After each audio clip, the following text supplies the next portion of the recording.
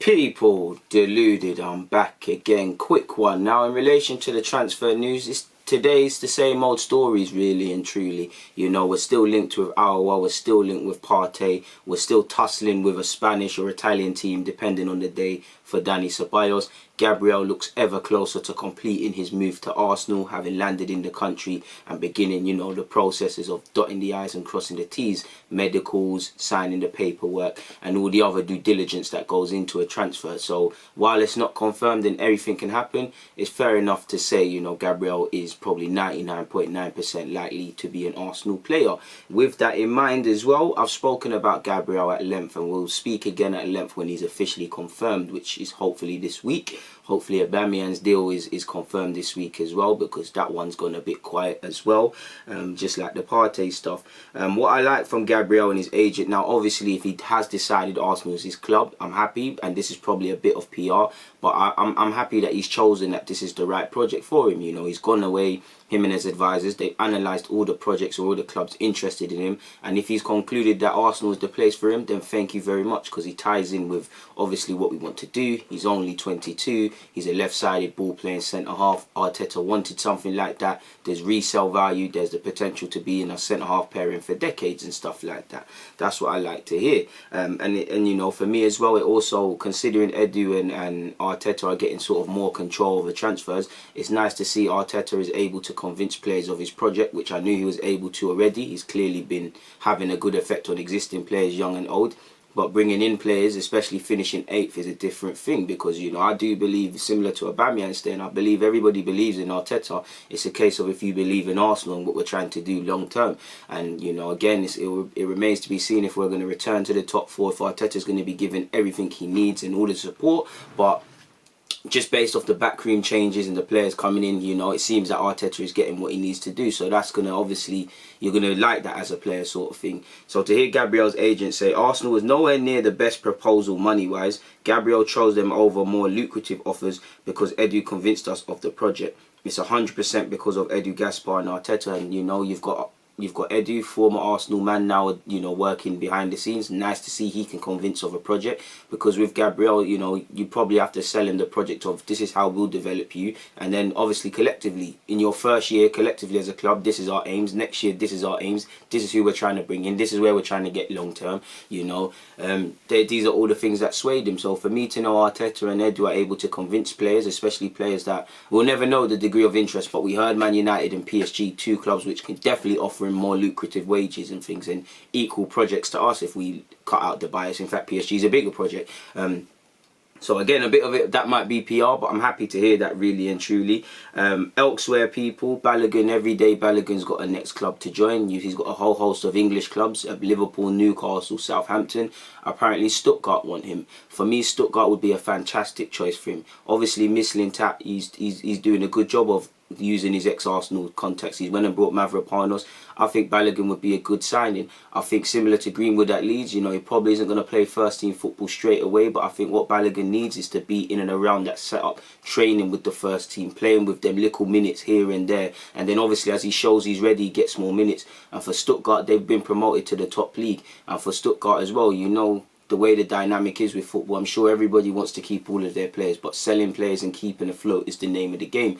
Balogun, you'd like to imagine, you know, you get him for 5. Apparently Arsenal want 8 million, 8 to 10. Me personally, I think Arsenal buckle at 5. They're getting 1.5 to 3 million for Sam Greenwood. Maitland-Niles is allegedly going to complete a 20+/30 move to obviously Wolves. That's 2 academy prospects. I know Greenwood was bought from Sunderland that are kind of paying you off. Whether we're going to use that money to pay off Gabriel or do other things is another story. So the club might say, you know what, we've made decent money off these 2 young players. Let's just take 5 million for Balogun and a sell-on clause, because he's going to walk for free, and you know you're losing out on money there. So I think it would be a good project. He'll go to Stuttgart for a while, get his feet wet, develop, ultimately play, then eventually he can be sold on for profit, which is why it's in Arsenal's best interest, if he does want to leave and doesn't want to sign a new deal, is to sell him now and include a sell-on clause. Obviously, I would like buyback clauses and things like that, but these things are always very subjective.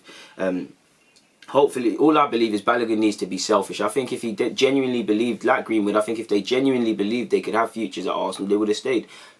Greenwood signed his pro deal last year. Forgive me if I'm wrong. 1 year later, he's left. You know, what was the length of his contract? It must have been 3 or so years. Why has he left so early? Does the club not rate him? Has the club said you're for sale? Or does he believe being in the under-23s at Leeds, where Bielsa keeps them apart from the first team, but they're quite close-knit and you will get opportunities, a better sort of thing? For Balogun, he needs to be selfish. You can't just focus on the fact that you've been at Arsenal for time, because before you know it, you'll be 20 with no significant experience, and Arsenal might put you by the wayside. There might be another young striker coming up that flips it on his head. Other recruitment. So he owes it to himself to be selfish and go somewhere where there's a pathway, similar to Jadon Sancho. Sancho didn't start playing straight away at Dortmund. You remember people even criticised the decision of Dortmund to recall him from the Under-17s World Cup. There was a plan for him. He got his feet wet in the youth sides. He trained with the first team, and when the opportunity came, he grabbed it. And that's what Balogun needs. He just needs somewhere where there's an immediate pathway. He's been linked with Brentford as well. I think that would be a fantastic option, as with Stuttgart. But it's up to Balogun. Balogun seems to really enjoy the rumours because he plays up to it quite a lot on Twitter. I don't know if he just wants love or a hug. And you see some comments he makes on Instagram. You know, when other players are training with the first team, he says must be nice. So I have to wonder, does the club really rate Balogun? I think they think he's a talented player and things, but do they rate him as much as the fans? Now, you can't go on fans because everybody's a wonder kid to fans. Fans moan for no reason. But do they just see him as a young player for the first team? Or, I mean, do they see him as a genuine first team hopeful? Or do they just see him as you could have a future in the game? If they feel he can have a future in the game, then it is what it is, you know. You sell him, you make your profit, you do the rest with other players, and then who knows? Hopefully Balogun stays, though, for me, folks. Now, apparently Thiago has his heart set on Liverpool. He's linked with a new club every day. Apparently he is open to living in London, and there's a lot of reports floating on Twitter that Arteta has had a conversation with Thiago. Again, in relation to that dynamic, I don't know, because again, we don't know how that could have just been a general chat between two Spaniards. There could have been more to it. Of course, I would love Thiago at Arsenal. You know, he can build from the back. He's a lovely ball player. He sees the game 10 seconds before it's happened in relation to his other pros.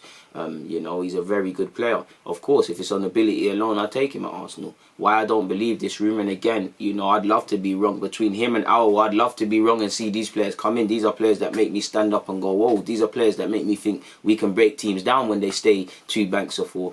But for me, it would take a lot for Thiago to be convinced. If he feels, I've won everything at Bayern Munich, I've played for Barcelona, let me try something else, and, come to Arsenal where, prestigious club and all of these things and the project and the rest of it, playing under a Spaniard in Arteta, if them things there attract him, obviously the London lifestyle, cool. Chelsea, I don't know if Chelsea want him. They're going for Hervites. They've got quite a few midfielders, but just on the basis of they're in London, I guess Spurs like Arsenal, you're essentially punching for Thiago. He's been linked with Liverpool. A lot of people say he wouldn't be able to play that high-pressing football at Liverpool. I don't agree because, again, Bayern Munich is different. But I think people underestimate how much them Bayern Munich players run, how much the midfield get through. So I think Thiago would have no issues doing that.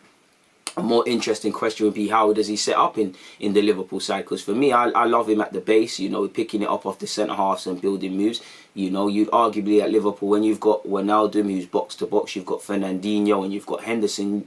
I know Thiago could build from the back, but do you necessarily want him there when you've got these two where they could just get the ball up to him and he could stay further up field between the lines? It would be an interesting one. For me, if I'm Thiago, I go Liverpool. I know the London aspect, not to downplay the city of Liverpool, but just on football terms, Premier League champions, recent Champions League, won the Champions League before you. Who better to join? If you can get a respectable wage, playing under Jurgen Klopp, playing under, you got players in their peak like yourself, Salah, Mane, in the game you've got a lot of years left, but you're not here for 10 more years. So that might give everybody a push to achieve more things in a quick period of time and potentially win the Premier League next year. Of course, he could speak to technically his countrymen, even though they one place for Spain and one place for Brazil. His countrymen in Coutinho, I'm sure, regardless of what's happened between Liverpool and Coutinho, he will talk up the things and speak deservedly so of Liverpool and say nothing but good things. So for me, if Thiago has a choice, he goes Liverpool. Of course, I'd love him at Arsenal, but I just think we're punching. I don't know if we're going to offer him competitive wages. I don't know if we're going to.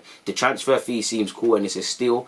Between Aouar, Thiago and him, I wouldn't mind. On the current ability, I'll take Thiago. For me, if I had a choice, not that we can get any of them in my opinion, between Thiago and Aouar, I'd go for Aouar because there's the resale value, because he's got more years left in the tank. But obviously, if it's on ability, it's Thiago. Not that I believe we can get either. Of course, I hope to be wrong. I'm very pessimistic on Arsenal transfers, and can you blame me? I didn't think Aubameyang was coming, to be fair, people, and he came. So what do I know? On that note, though, I've got nothing more to speak about. In fact, people, I'm sitting here and lying to you lot. Yesterday, I kind of spoke about set-piece specialist and coach of Brentford, Andreas Grossen, the Swedish man. You know, one Swedish lad out in Lomberg, one in, you know, specialises in set pieces. I don't know if that's defensive set pieces or attacking or overall. Either way, I'm keen to have people like this.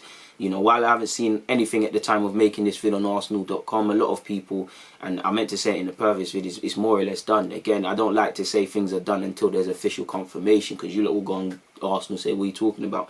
But allegedly it's confirmed. Welcome to the landscape of Arsenal, and Andreas. Finally, you know, not Socrates. Socrates is another one who needs to go, but Kolasinac. Now, on one hand, I think we need to keep Kolasinac, because if Saka is going to play out wide, we've got two left backs in Tierney and Kolasinac.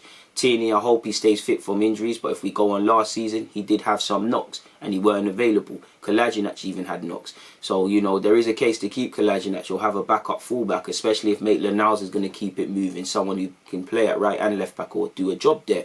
I do think there is a case for Kolasinac to stay or a backup left back, and to be fair to Kolasinac, he put in a decent shift when he got a little opportunity at centre-half, although obviously against Spurs he messed it up. For me, with Kolasinac, why I believe we should sell him is because, again, I don't care about a man's wages, but, you know, we've got 350 man that we don't include in cup finals in the squad. You know, I don't know if that's a luxury or that tells you what we're doing as a club. Your third choice left back, arguably when everybody's fit, is on 100k a week, and when he does step up, you know, he barely does anything for me. You know, I'm not, you know, some people are harsh on Kolasinac. I don't mind Kolasinac. I think the problem with Kolasinac, and I know it's the modern day fullback, when you list his strengths, it's all going that way. And to a degree, I don't think he can defend. You know, you look at his body build up, and he's a perfect example of why you don't judge a book by its cover, because the way he looks to the way he plays is completely different, you know. And I just feel, and even then, I just feel Saka and Tierney's emergence gives us a bit more in that department. I think they're both more solid defensively than him. I think he lacks concentration. I think he gets caught flat-footed a lot. I think we really struggle for any real consistency with Kolasinac. I do think he gets a little too many niggling injuries and things like that. So I do believe he should be moved on, really and truly. How feasible it is to move him on, I don't know, because obviously when he arrived on the free transfer, he got 100k a week, which again, probably punching for Kolasinac. And obviously his agents utilised the fact of his free transfer.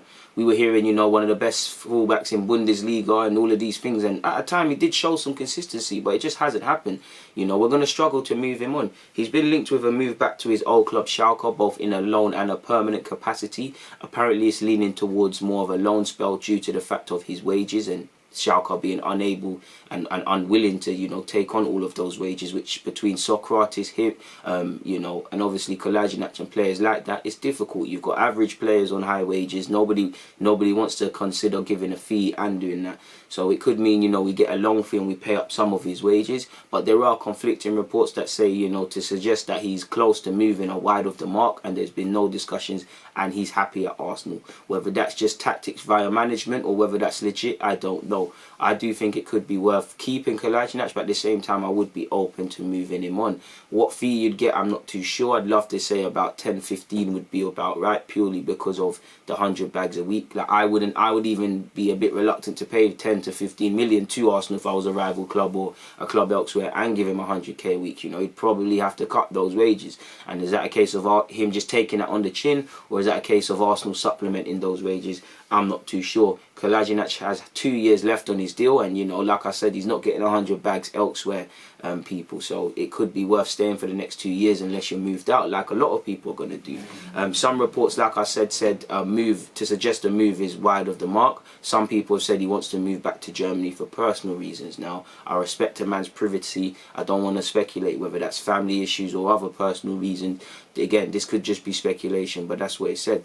Kolasinac is someone you should move on, but I would kind of urge caution, not necessarily because I'm scared to lose a Kolasinac. Just remove the player and just look at the body. You know, if again, all it takes is one injury at fullback to kind of flip things on its head. It's a bit like at right back. I hope it works. You know, if you're selling Maitland-Niles, you know, and you're potentially selling Hector Bellerin, are you bringing in a right back, or have we got other plans? I'm not too sure, and I don't know.